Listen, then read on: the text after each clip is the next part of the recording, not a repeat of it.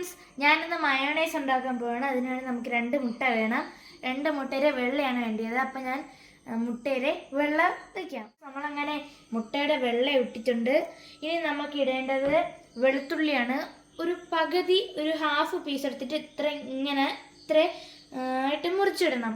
കൂടുതലിട്ടാൽ മയോണൈസിൻ്റെ taste വെളുത്തുള്ളിയുടെ ടേസ്റ്റാവും. അപ്പോൾ ഇത്ര വെളുത്തുള്ളി ഇടാവുള്ളൂ. മൂന്നാമത്തെ ഇൻഗ്രീഡിയൻസ് ആണ് ഉപ്പ്. ഇതിൽ ശകലം എടുത്തിട്ട് ഇതിൻ്റെ അകത്തേക്ക് ഇട്ട് കൊടുക്കണം. ഇൻഗ്രീഡിയൻസ് ആണ് പഞ്ചസാര. ഒരു നുള്ളെടുത്തിട്ട് ഇതിൻ്റെ അകത്തേക്ക് ഇട്ട് കൊടുക്കണം. 1 സ്പൂൺ നാരങ്ങ നീര് ഒഴിച്ചു കൊടുക്കണം. വിനാഗിരിയാണ് ചിലർ ഒഴിക്കാറുള്ളത്, പക്ഷെ നാരങ്ങ നീരിനാണ് ടേസ്റ്റ് കൂടുതൽ.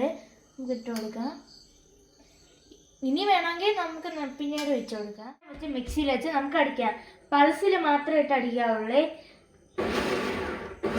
ഇങ്ങനെ അടിക്കണം, എന്നാലേ ആവത്തുള്ളൂ. ഞാൻ കൂടെ അരച്ച് വെള്ളം കണക്കായിട്ടുണ്ട്. വെള്ള കളറിൽ വെള്ളമായിട്ട് വന്നിട്ടുണ്ട്. നല്ല വെള്ളമായിട്ട് വന്നിട്ടുണ്ട്. കുറച്ച് സൺഫ്ലവർ ഓയിൽ ഇതിൻ്റെ അകത്തേക്ക് വെക്കാം.